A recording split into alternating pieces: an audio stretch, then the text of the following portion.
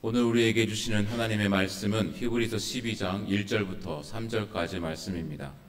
신약성경 367면입니다. 하나님의 말씀을 봉독합니다. 이러므로 우리에게 구름같이 둘러싼 허다한 증인들이 있으니 모든 무거운 것과 얽매이기 쉬운 죄를 벗어버리고 인내로써 우리 앞에 당한 경주를 하며 믿음의 주요 또 온전케 하시는 이인 예수를 바라보자. 그는 그 앞에 있는 기쁨을 위하여 십자가를 참으사 부끄러움을 개의치 아니하시더니 하나님 보좌 우편에 앉으셨느니라.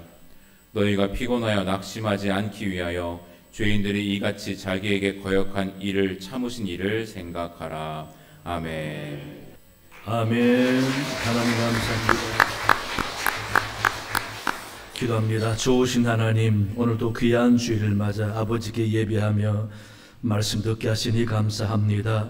우리 마음 하나님 말씀을 온전히 받아 내 삶에 새로운 길을 찾게 해주시고 소망과 힘을 얻는 귀한 시간 되도록 인도하여 주옵소서. 귀한 찬양 연주 받으시니 감사합니다. 힘써 수고하는 저들에게 하늘의 상이 있게 주옵시며 이 땅의 삶에 항상 주와 동행하는 축복이 있게 도와주시옵소서. 주의 성령이 오늘도 이곳에 저희와 함께할 줄로 믿사오며 예수님 이름으로 기도하옵나이다. 아멘. 할렐루야. 복 많이 받으시기 바랍니다. 민수기 20장에 보면은 이스라엘 백성들이 시내산에서 출발해서 호르산까지 가게 됩니다. 호르산에 와서는 호르산에 있는 호르마를 점령을 하고 이제 탄탄대로가 남았다 생각하고 에돔 땅만 가로질러 가면은 쉽게 가나안 땅으로 갈 수 있다라는 기대가 부풀었습니다. 그래서 모세는 에돔 땅을 차지하고 있는 에돔 왕에게 사신을 보냈습니다. 우리가 에돔 지경을 가로질러 가나안 땅으로 가야 하니 좀 길을 터주고 도와달라라는 것입니다. 우리가 갈 때에 전혀 피해를 끼치지 않기 위해서 밭으로 가거나 포도원으로 가지도 않고 물도 마시지 않고 그저 넓은 왕의 대로로만 꾸준히 그렇게 가로질러 가겠다. 그 대신에 혹시나 짐승이 물을 마시면은 물값까지 지불하겠다 라고 하면서 길을 터 달라고 했는데 에돔 왕이 단칼에 거절합니다. 절대 안 된다고 합니다. 그래서 타협의 여지가 없어서 하는 수 없이 동쪽으로 해서 광야로 해서 둘러서 가나안 땅으로 갈 결심으로 이스라엘 백성들을 광야로 출발하라고 했습니다. 그런데 무리들이 모세와 하나님을 대적하면서 못 간다라는 겁니다. 광야로 해서 우회하자라고 하니까 사람들이 다 들고 일어나서 동쪽 광야로 가면은 우리로 하여금 죽으라는 뜻인가? 라고 하면서 어찌하여 우리를 애굽에서 인도하여 내서 이 광야에서 죽게 하는가? 이곳에는 먹을 것도 없고 물도 없도다. 우리 마음이 이 하자는 음식을 싫어하노라 하면서 대항을 하고 원망 불평을 합니다.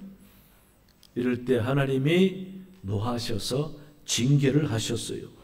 그 징계가 바로 갑자기 모래사방 광야에서 불뱀이 나타나더니 사람들을 물기 시작하는데 물린 사람마다 다 죽는 거예요. 수많은 사람이 죽었다고 기록하고 있습니다. 그래서 백성들이 사태의 심각성을 깨닫고 다시금 회개하는 마음으로 모세에게 찾아와서 우리가 잘못했으니 좀 용서해달라고 하나님께 기도해라. 우리가 여호와와 당신을 향하여 원망함으로 범죄하여 싸우니 여호와께 기도하여 이 뱀들을 우리에게서 떠나게 하소서라고 간청을 합니다. 모세가 그래서 하나님 앞에 간절히 기도했더니 하나님이 모세에게 지시를 하시는 겁니다. 구리로 뱀을 만들어라. 노뱀을 만들어서 높은 장대 위에 달아라. 그리고 누구든지 뱀에 물린 사람이면은 그 장대에 뱀을 보게 해라. 그러면 내가 낫게 하겠다 라고 했습니다. 민수기 21장 9절에 보니까 모세가 놋뱀을 만들어 장대 위에 다니 뱀에게 물린 자가 놋뱀을 쳐다본 즉 모두 살더라 라고 기록해 놓았습니다. 여러분, 여기서 중요한 것은 놋으로 만든 뱀이 무슨 치료의 능력이 있습니까? 하지만 그 놋으로 만든 뱀을 쳐다보는 사람은 살았습니다. 그렇다면은 놋뱀을 쳐다본다라는 의미가 있을 것 아닙니까? 놋뱀을 쳐다본다라는 것은 내가 잘못했으니 낫게 해주세요. 원망 불평했던 자신을 깨닫는다는 의미입니다. 놋뱀을 쳐다보라고 하신 하나님의 말씀이니 놋뱀은 내게 치유의 능력이 없지만은 하나님이 하신 말씀이니까 순종하여 쳐다보겠습니다 하는 마음의 결단이라는 겁니다. 비록 눈은 놋뱀을 쳐다보지만은 마음은 하나님을 바라보는 것이라는 의미라는 거죠. 그래서 하나님의 능력과 치유를 믿고 순종하겠습니다. 그런 마음으로 놋뱀을 바라본다라는 겁니다. 오늘 본문에 믿음의 주요 또 온전케 하신 이인 예수님을 바라보자라고 했습니다. 예수님을 왜 바라봐야 합니까? 눈으로 보아라 하는 말이 아니라 생각하는 마음으로 보라는 것이죠. 깨닫는 마음으로 보라는 것입니다. 감동 있는 마음으로 보라는 것입니다. 의지하고 흠모하는 마음으로 보라는 것입니다. 그래서 바라보고자 할 때에 눈으로 보라는 것이 아니라 마음으로, 생각하는 마음으로 바라보라라는 것이죠. 그러면 우리 주님을 바라볼 때에 예수님의 무엇을 바라보라는 의미일까? 첫째는요, 예수님의 사랑을 보라는 것입니다. 이 세상에 가장 소중한 것이 무엇이냐고 한다면 사랑입니다. 생명력, 사랑이 생명도 아무것도 아닌 것처럼 만들어버립니다. 그렇죠. 참 대단합니다. 그래서 그런지 고린도전서 13장 13절에 그런즉 믿음, 소망, 사랑 이 세 가지는 항상 있을 것인데 그 중에 제일은 사랑이라. 여러분, 사랑이 무슨 가치나 용도나 너무 넓게 쓰임받고 삶에 소중하니까 제일입니까? 물론 그럴 수도 있겠죠. 하지만 성경에서 말하는 사랑이 제일이라는 의미는 바로 예수님의 오심이 사랑이었기 때문에 그렇습니다. 예수님의 십자가 사랑이 바로 희생의 사랑이었기 때문에 그렇습니다. 예수님 하신 모든 사역이 사랑이었기 때문에 그렇습니다. 그보다 더 중요한 것은 우리가 섬기는 하나님이 사랑이시라라고 그랬습니다. 그래서 사도 요한은 요한일서 4장에 하나님은 사랑이시라라고 선포하고 이어서 말씀하시기를 우리가 사랑하면 그가 먼저 우리를 사랑하셨습니다. 여러분, 그의 사랑 아니면 우리는 아무것도 아닙니다. 우리 영혼은 지옥에서 영원히 고통당하는 존재일 수밖에 없는 거고 끝까지 죄의 굴레에서 벗어나지 못하고 마귀의 종로로 타다가 죽어 지옥 가는 인생, 주님의 사랑 아니면 그런 꼴이라는 것이. 그래서 사랑이 제일인 것입니다. 세상에는 감동적이고 놀랍고 다양한 희생적인 사랑이 많이 있습니다. 그러나 독생자 예수님이 우리 위해서 십자가에 희생한 그 사랑과 어찌 비교할 수 있겠습니까? 그래서 그 중에 제일은 사랑이라. 바로 히브리서 기자는 이 예수님의 사랑을 보라는 것입니다. 예수님의 사랑을 보고 깨닫고 감동받고 받아들이라는 것이죠.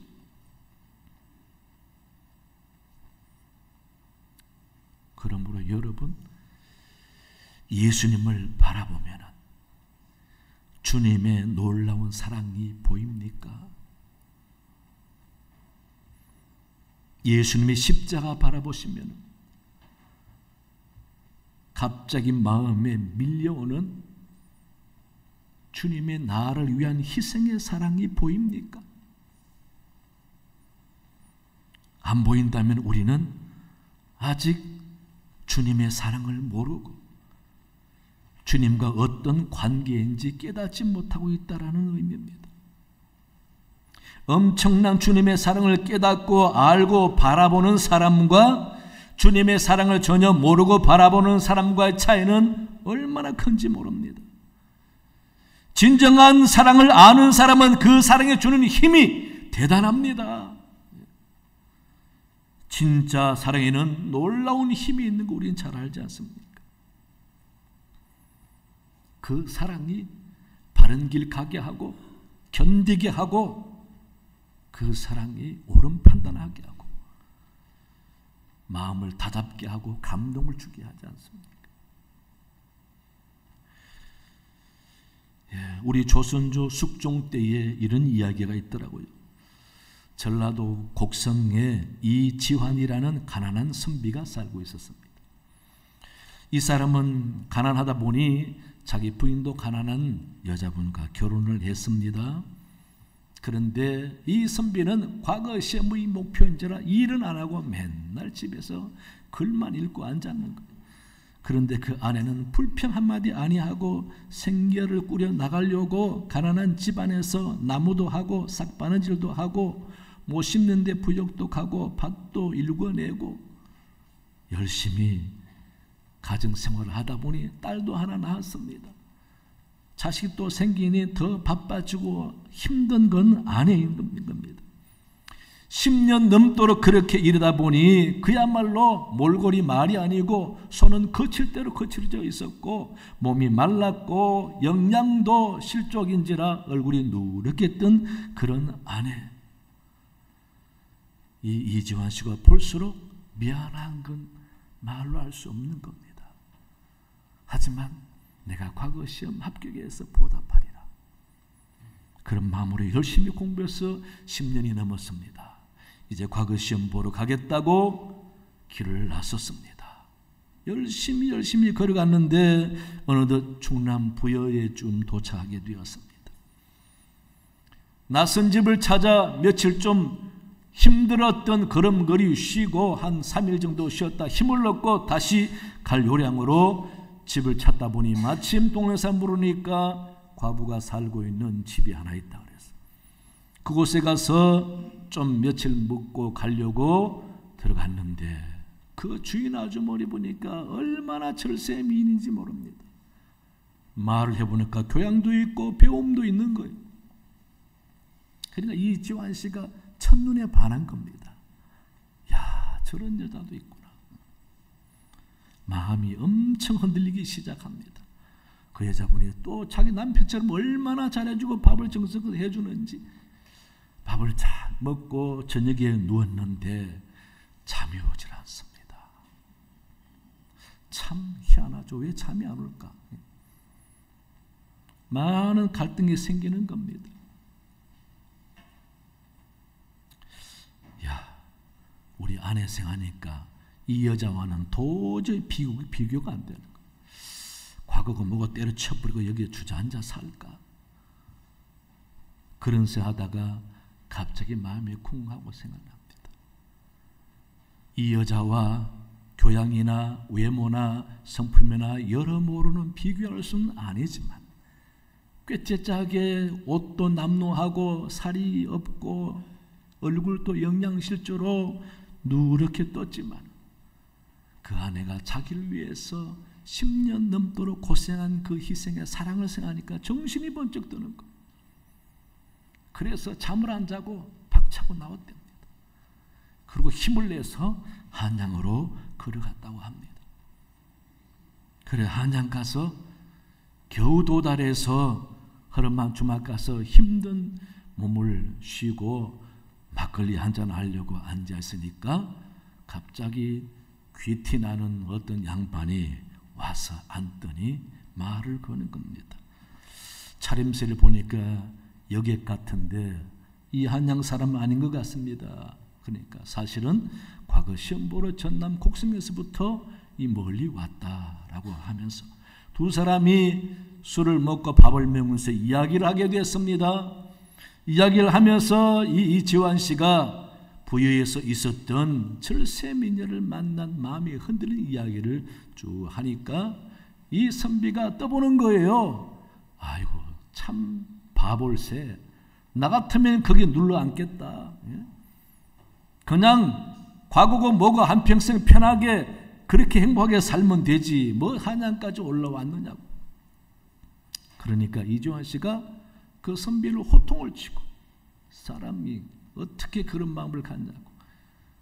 사람이 그럴 수가 있냐고. 당신이 문제가 있는 거 아니냐고 호통을 쳤더니 그 사람이 그러냐고 미안하다 하면서 헤어졌습니다. 근데 그분이 바로 숙종이었답니다. 그래서 그 숙종이 이지환 씨가 너무 감동을 받아가지고 그래서 그 사람이 이 얘기를 바탕으로 시험 문제를 내게 했다라는 겁니다. 그래서 합격하고 출세해서 금이환양했다라는 얘기입니다. 기분 좋으시죠? 그런데 이 지환 씨가 어떻게 그 유혹을 이길 수가 있었겠습니까? 여러분, 자기 아내의 모습과 외모를 봤다면은 모르겠지만 그러나 그 아내를 볼 때의 외모를 보지 않았습니다. 그동안 10년 넘게 자기를 위해서 고생한 그 희생의 마음, 그 안에 사랑을 본 거지. 그러니 절대 유혹에 넘어갈 수 없다는 결단이 생기고 용기가 생겨서 박차고 나온 겁니다. 여러분, 이같이 희생하는 사랑은 놀라운 힘이 있는 것이죠. 그래서 우리가 힘들고 지치고 유혹될 때에 주님을 바라보라는 것입니다. 주님의 무엇을 봅니까? 나를 위해서 십자가 고통을 참고 희생하신 주님의 그 사랑을 보라는 것입니다. 그럴 때 정신이 번쩍 들지 않습니까? 내가 누군데? 내가 죽어 마땅할 멸망받을 존재인데 나를 위해 십자가 돌아서 그 주님의 희생의 사랑을 볼 때에 내가 이래서는 안 되지. 힘을 내야지. 용기를 내야지. 마귀를 이기고 유혹을 이겨야지. 그런 마음이 들지 않습니까? 그래서 주님을 바라보라는 것입니다. 여러분, 주님을 마음으로 볼 때에 한없는 주님의 그 사랑을 보시기 바랍니다. 그래서 외롭지 않고 힘들지 않고 포기하지 않을 수 있는 놀라운 힘이 생길 줄로 믿습니다. 둘째는요, 예수님의 삶을 보라는 것입니다. 본문 2절 말씀 보시면은 그는 그 앞에 있는 기쁨을 위하여 십자가를 참으사 부끄러움을 개의치 아니하시더니 라고 했습니다.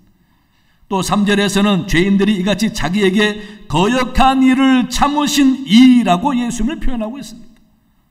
부끄러움과 배반한 것과 십자가의 그 고통을 다 참으셨답니다. 그 앞에 있는 기쁨을 위해서 참으셨다. 그러면은 주님이 그 앞에 있는 기쁨을 위해서 참을 수가 있었다, 견딜 수가 있었다, 끝까지 의연하게 살 수 있었다라면은 그 앞에 있는 기쁨이 뭘까? 오늘 본문에서는 간단하게 하나님 보좌 우편에 앉으셨느니라 라고 표현해 놨습니다. 그러나 이것만으로 충분하지 않지요. 주님이 끝까지 견디고 참고 이길 수 있었던 그 앞에 있는 기쁨은 다양합니다. 먼저 하나님의 뜻대로 살아낼 때에 하나님이 나를 인정하시겠다라는 마음. 그렇죠. 십자가는 하나님의 뜻이었습니다. 사역은 하나님의 뜻이었습니다. 하나님의 뜻대로 끝까지 살아낼 때에 오는 보람과 기쁨, 또 주님께 주어진 구원의 사명, 흔들리지 않고 끝까지 잘 삶을 감당해낼 때 하나님이 주시는 상과 기쁨, 또 자기를 거역하고 배반하고 받아들이지 않는 모든 사람을 다 끝까지 용서하고 참아내면서 의연한 믿음의 길, 의미 있는 삶을 살아낼 때에 주는 보람과 기쁨,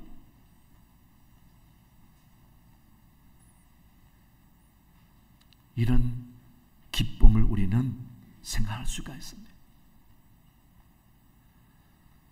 이같이 인생을 승리하고 의미 있는 삶을 살아내면서 마지막 하나님으로부터 기쁨의 은혜를 누리기 위해서는 우리가 예수님처럼 참고 견디고 이기고 끝까지 흔들리지 않은 마음을 가져야 하는 이유가 있다라는 것입니다. 하지만 우리 자신을 돌아보시기 바랍니다. 우리는 수시로 마음이 흔들리고 넘어지고 시험 들고 별것 아는 일에 마음이 흔들려서 관계가 나빠지고 원수가 생기고, 교회 생활에도 보시기 바랍니다. 우리 신앙이 사람 때문에 왔다 갔다 하고 맡겨진 일 때문에 왔다 갔다 하고 말 한마디 때문에 교회 안 나오고, 우리 주님은 어땠습니까? 주님은 하나님이십니다. 요한복음에도 요한일서에도 예수님은 하나님이셨고 우리가 나기 이전부터 천지와 우리를 창조하셨던 분입니다.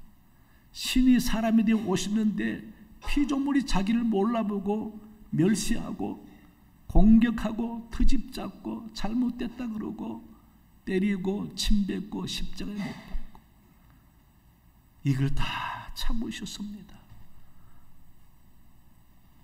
이게 주님의 삶입니다. 여러분 얼마나 참았습니까? 얼마나 견뎠습니까? 주님의 삶에 비교해 보시기 바랍니다. 네, 이 가슴 속에 있는 자존심이 얼마나 대단하기에 건드리면 못 참아. 건드리면 죽일 듯이 덤벼듭니다. 여러분, 우리 주님의 삶을 보시기 바랍니다. 당신은 자기는 없습니다. 오직 하나님의 영광만 있고 용서와 사랑으로 모든 사람을 바라보고 대하고 정죄하지 않습니다. 원수 삼지 않습니다. 따지지 않습니다. 공격하지 않습니다. 비판하지 않습니다. 당신의 걸음만 묵묵히 한결같이 걸어갑니다. 그러면서 우리에게 가르치십니다. 당신처럼 섬김의 삶을 살아라고, 원수도 사랑하라고, 이웃에게 욕도 하지 말라고, 달라면은 더 주라고. 그런 주님의 말씀과 삶을 한번 생각해 보시기 바랍니다. 그 주님의 삶을 바라보면은 내가 부끄럽고 정신이 번쩍 들어서 이기지 못할 일이 어디 있습니까? 참지 못할 일이 무엇입니까? 견디지 못할 문제가 어디 있습니까? 다 할 수 있는 것이죠. 그래서 포기하고 싶고 참지 못하고 견디지 못할 때 어떡하라고요? 우리 주님 바라보라고 합니다. 주님 바라보래요. 여러분 자존심 보지 마세요. 손해 나는 거 보지 마세요. 나를 이기고 웃는 원수를 보지 마세요. 우리 주님만 바라보시기 바랍니다. 그게 믿음의 길입니다. 그게 성도가 가져야 할 삶입니다. 여러분 살다 보면은 별별 일을 다 겪게 되고 너무도 힘들고 자존심 상하고 잠이 오지 않는 경우도 있지요. 그런 굴레에서 빨리 벗어나세요. 벗어날 수 있는 길은 우리 주님 바라보면 되는 겁니다. 그래, 주님이 저렇게 사셨는데 내가 왜 못 살까? 주님이 저렇게 견뎠는데 내가 왜 못할까? 주님이 저렇게 희생하셨는데 내가 왜 못할까? 그런 마음이 생기게 될 줄로 믿습니다. 그래서 여러분 주님의 삶을 바라보시고 모든 이 땅의 삶을 이기시는 여러분 되시기 바랍니다. 세 번째는요, 예수님의 약속을 바라보라는 의미입니다. 예수님께서는 우리에게 놀라운 것들을 많이 약속해 주셨어요. 먼저 생명을 약속하시고 그로 인하여 영원히 죽지 않는 영생을 주셨습니다. 그 영생이 가는 곳은 지옥이 아니라 천국입니다. 그래서 예수님의 천국도 약속해 주셨습니다. 천국을 예비하러 간다라고 말씀해 주셨어요. 요한복음 14장에 아버지 집에 거할 곳이 많도다 하시면서 내가 너희를 위하여 거처를 예비하러 가노니라고 말씀하셨습니다.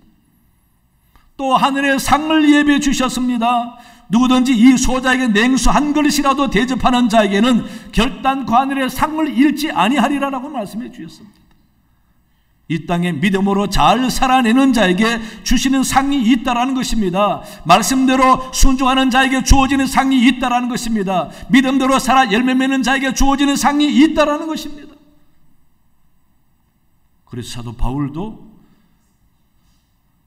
나를 위해서 예비한 의의 면류관을 바라보면서 달려가듯이 의로운 삶을 산다고 고백하고 있는 것입니다.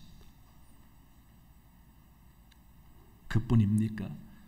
요한복음 14장에서는 보혜사 성령을 보내준다고 약속하셨습니다.